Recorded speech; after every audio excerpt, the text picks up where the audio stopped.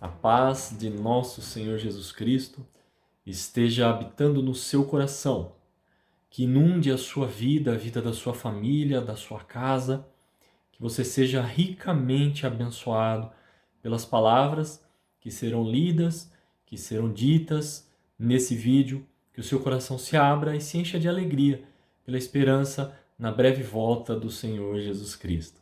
Chegamos então na resenha do capítulo 12 do livro Grande Conflito, que tem por título Os Nobres na França. O texto que eu gostaria de meditar com vocês, na palavra de Deus nesse momento, está em Lucas, no capítulo 12, e os versos 3 e 5 dizem assim: Ide, eis que eu vos envio como cordeiros para o meio de lobos. Ao entrardes numa casa, dizei antes de tudo, paz seja nesta casa. É por isso que eu comecei o vídeo com essa dedicação de paz a você. Porque é assim que Cristo faz conosco. Ele entra na nossa casa e diz paz, e a paz nos acompanha. Avançando então na história, Carlos V estava ainda se esforçando por destruir a reforma. Segundo Ellen White, ele estava, na verdade, lutando contra o braço do onipotente, não estava lutando contra homens. E a despeito de todos os esforços que ele podia fazer, a obra continuava avançando e encontrando guarida em corações abertos a receber a verdade da palavra de Deus. Chegamos então aqui na França. Acontece que na França, muito antes de que a pregação de Lutero fosse ouvida por um homem chamado Lefebvre, ela já tinha encontrado guarida em alguns corações, mas Lefebvre ele fez uma declaração que é tremenda e eu gostaria de ler com você. Ela realmente nos traz até muita emoção. Ela diz o seguinte: é Deus que dá pela fé a justiça que somente pela graça justifica para a vida eterna. Ó, que indizível grandeza a daquela permuta! É condenado aquele que não tem pecado, e o que é culpado fica livre. O bem-aventurado suporta a maldição, e o maldito recebe a bênção. A vida morre, e os mortos vivem. A glória é submersa em treva, e é revestido de glória aquele que nada conhecia, além de confusão de rosto. Que tremenda declaração de Lefebvre, irmãos. Que permuta foi essa? A vida morre, o bem-aventurado suporta a maldição, o maldito recebe a bênção. Sabe quem é o maldito? Sou eu e você, que recebemos a bênção de Deus nessa permuta. Essa era, podemos dizer assim, a chave da reforma, a justificação pela fé, onde aquele que não merece recebe a condenação, e aquele que não merece a vida, recebe a vida pelo sacrifício e substituição daquele que morreu por nós na cruz do Calvário. Isso é justificação pela fé, isso que a obra da reforma procurava fazer avançar no coração dos homens, e é isso que na França estava acontecendo. Uma importante pessoa, além de Lefebvre, na França foi Luís de Berquim. Esse homem foi um estudioso, ele era muito temente ao catolicismo, ao papado, mas em um dado momento ele também se encontrou com a verdade. E era dito sobre ele que ele poderia ter sido o segundo Lutero. Tamanha sua influência e importância na história. Inclusive os romanistas diziam que ele era pior do que Lutero. Ou seja, ele tinha mais ainda, capacidade de converter, vamos dizer assim, as pessoas, de levar as pessoas à verdade. Ele pregou, ensinou, como todos os outros, e acabou, como muitos, na fogueira. Quando ele estava na fogueira, Luís de Berquim quis então se dirigir ao povo. Ele queria pregar ainda para o povo ali de onde ele estava, que seria queimado. Mas nesse momento, sabe o que eles fizeram com ele? Estrangularam ele, para que ele não pudesse falar. Então ele foi estrangulado e queimado na fogueira. Que coisa terrível, né, irmãos? Que o homem é capaz de fazer por conta de poder e por conta de falta de humildade em não se submeter às claras verdades da palavra de Deus. Porque é isso que estava acontecendo, é isso que estava em jogo. Se o papado nesse momento ele aceita as verdades de Lutero, ele teria que colocar todo o seu sistema de poder que era pautado na questão da venda das indulgências, na questão das obras, salvação através das obras meritórias, iria ruir. Então, por conta de falta de humildade e de não querer perder o poder, eles faziam essas coisas terríveis, estrangulavam pessoas, queimavam na fogueira, tudo por conta de poder e falta de humildade. Lembre-se que eu falei em vídeos anteriores, Lutero não queria se desfazer, se separar da igreja. Não era esse o objetivo dele. Só fez isso porque não foi possível que houvesse de parte do papado essa declaração de humildade. Uma das pessoas mais importantes na obra da Reforma na França foi, sem dúvida, Calvino. Calvino, você conhece os calvinistas, ele mesmo. No início ele relutou em aceitar as verdades, né? Ele tinha um primo, e esse primo tinha se convertido, estudou as doutrinas de Lutero. E em um momento ele se encontrou com esse primo, e o primo tentou ali pregar para ele, conversar com ele, né? Veja o que Calvino disse. Não quero nenhuma das tuas novas doutrinas. Achas que tenho vivido em erro todos os meus dias? Mais uma pessoa orgulhosa na história. Ué, você tem a verdade e eu estou em erro? Você acha que todo esse tempo da minha vida eu vivi em erro? É isso que você está querendo me dizer? Não fale nada das tuas verdades, da tua nova doutrina para mim. Foi isso que ele disse para o seu primo. Mas lá, no seu quarto, no silêncio do seu quarto à noite, ele não conseguia entender a alegria dos cristãos.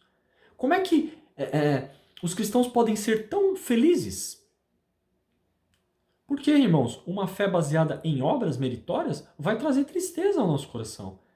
Agora, quando você entende que você faz as obras por amor e resposta àquele que te salvou, é outra história. Você não está fazendo aquilo por obrigação, você está fazendo aquilo com alegria e amor.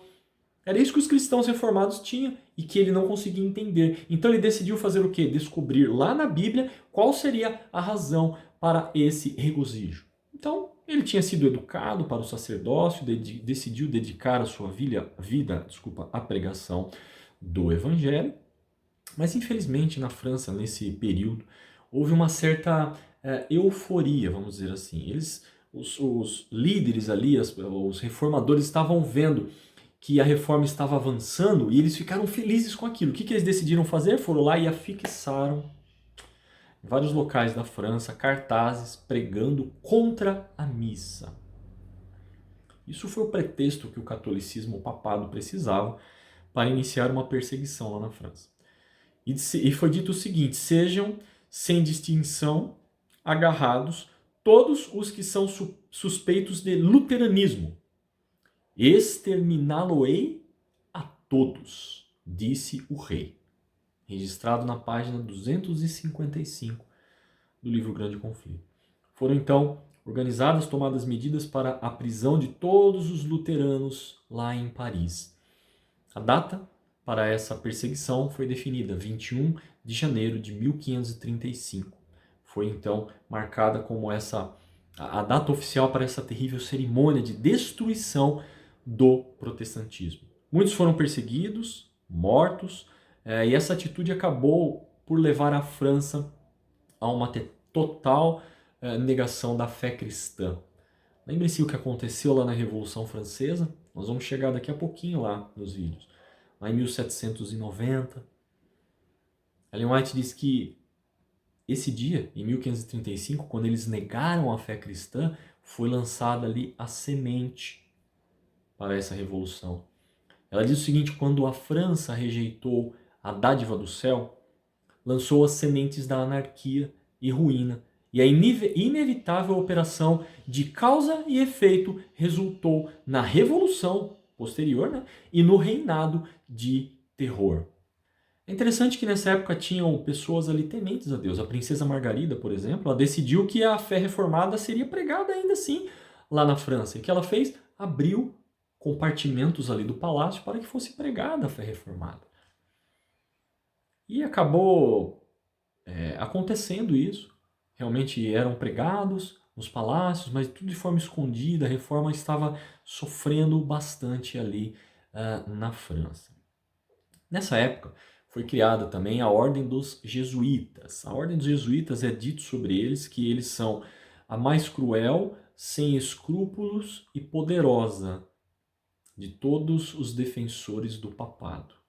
É isso que são os jesuítas, a ordem dos jesuítas. Foram criados para fazer a contra-reforma, onde o papado, onde os reformadores estavam, iam os jesuítas para fazer a contra-reforma. E interessante que eles se espalharam por toda a Europa e aonde eles chegavam, efetivamente acontecia um reavivamento do papado. A obra de Calvino avançava, a obra de Calvino ali da Reforma, que Calvino estava fazendo, e mesmo ele cometendo vários erros, podemos dizer assim, doutrinários, que até nós não concordamos, várias das atitudes de Calvino se destacam. E eu queria sublinhar a seguinte para concluir aqui e encaminhar a nossa meditação.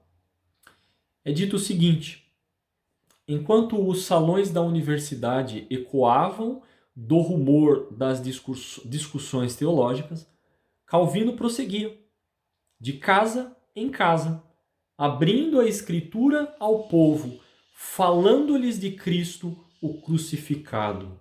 Página 222. Olha que interessante isso aqui.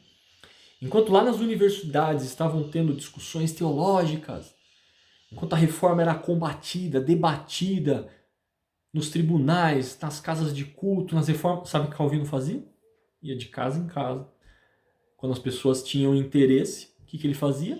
Abria as escrituras na casa das pessoas, falando diretamente ao coração dessas pessoas. Calvino não se preocupou onde essas discussões teológicas iriam parar. Ele conheceu o Cristo crucificado e foi pregar esse Cristo crucificado para as pessoas que tinham interesse. Sabe, irmãos, hoje a bandeira do Evangelho está em nossas mãos.